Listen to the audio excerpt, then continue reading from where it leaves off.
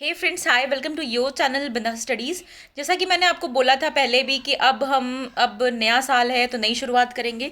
अब चाहे आपकी हिस्ट्री की क्लासेस हों या आर्कियोलॉजी की या फिर इंडियन कल्चर की, अब मैं आपको वन बाय वन पढ़ाऊंगी। उसके लिए अलग अलग प्लेलिस्ट भी बना दूंगी, ठीक है। तो देखिए, पहले आज शुरू करते हैं ना, क्योंकि अल्फ़ाबेटिकल शुरू करते हैं तो ए से आर्कियोलॉजी है ना। तो आर्कियोलॉजी का देखिए, सिंपल है। जो मैं आपको बता रही हूँ, आप कहेंगे मैडम हमें पता है, क्या नया बता रही हूँ। बिल्कुल बिल्कुल, आप ज्ञानी हैं, आपको पता होगा। बट मेरा काम है एक छोटा सा इंट्रोडक्शन देना।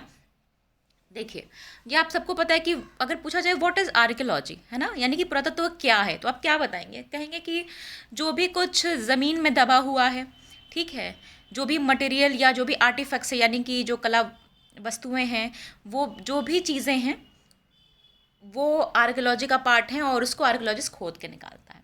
बिल्कुल सही बात है।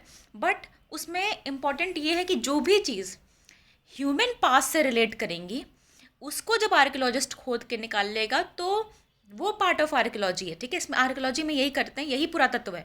ऐसा नहीं है कि जो चीज़ ह्यूमन से रिलेट नहीं करती, वो चाहे कुछ भी हो, ठीक है, वो उसका कोई मतलब नहीं है और वो आर्कियोलॉजी का पार्ट हो ही नहीं सकता। तो जो भी चीज़ें ह्यूमन पास्ट से रिलेट करेंगी ना, ठीक है, जैसे कि मान लीजिए हमें बर्तन मिले, हमें हथियार मिले, यानी टूल्स मिले, ठीक है। जो भी हमें टूल्स मिलते हैं, हमें जो मृदभांड मिलते हैं, ठीक है, या जो हमें पॉटरीज मिलती हैं, जो भी कुछ हमें मिलता है, वो किसका जीवन बताता है, किसकी पास्ट लाइफ बताता है? ह्यूमन की, मानव की, ठीक है। कि आपके एंसेस्टर्स कैसे थे, वो क्या खाते पीते थे, क्या पहनते थे, कैसे रहते थे, है ना।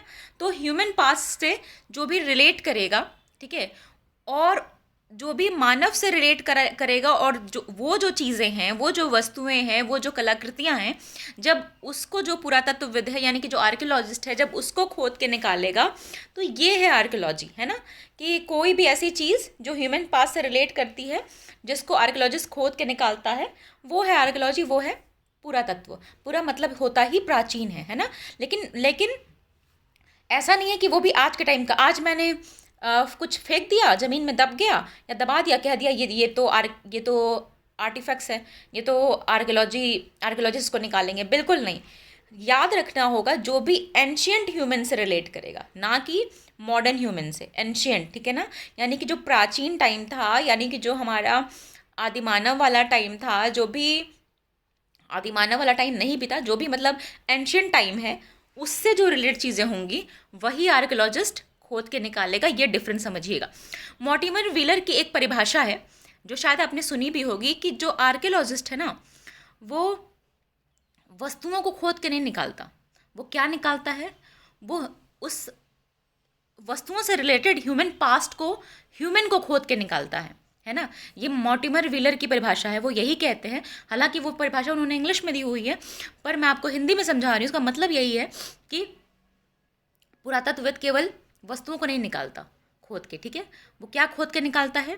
वो उन मानव को खोद के निकालता है। कैसे? बिकॉज हम अगर कोई भी चीज़ ऐसे पड़ी हुई है, खोद के निकाली गई, हमें कोई कहानी नहीं पता। ये कहानी हमारे दिमाग में कौन डालता है, कौन बताता है? आर्कियोलॉजिस्ट। वो बताता है ना कि इसमें वो खाता होगा, इसमें आदिमानव पीता होगा, ये चीज़ें यूज़ करता होगा, तो ये उसका घर होगा, तो ऐसे उसकी लाइफ स्टाइल होगी, ये वो रिचुअल फॉलो करता होगा, है ना। तो ये सब कौन बताता है? ये आर्कियोलॉजिस्ट बताता है ना। तो जो भी आर्कियोलॉजिस्ट है या जो आर्कियोलॉजी है, वो बेसिकली एंशियंट टाइम का ह्यूमन पास्ट बताती है, ठीक है। तो ये हो गया कि आर्कियोलॉजी क्या है, यानी कि पुरातत्व क्या है। अब अगर आपको पुरातत्व पे सबसे अच्छी किताब पढ़नी, तो मैं तो आपको बोलूँगी कि आपको ई.एच. कार पढ़नी चाहिए। ई.एच. कार से अच्छी किताब तो मुझे कोई नहीं लगती। और साथ में कुछ डेफिनेशन भी याद कर लीजिएगा, बिकॉज कभी कभी आप किसी इंटरव्यू में जाएंगे तो आपसे पूछेंगे भी कि किसी बड़े आर्कियोलॉजिस्ट की कोई डेफिनेशन बताइए आर्कियोलॉजी को लेकर, ठीक है। तो अब से हम सीक्वेंस में शुरू करेंगे। तो आज की आर्कियोलॉजी को लेकर छोटा सा इंट्रोडक्शन था ये। जो भी आपके क्वेश्चन हो वो मुझे मेल कर दीजिए या टेलीग्राम पे आके मुझसे जुड़ जाइए। See you then. Take care. Bye bye.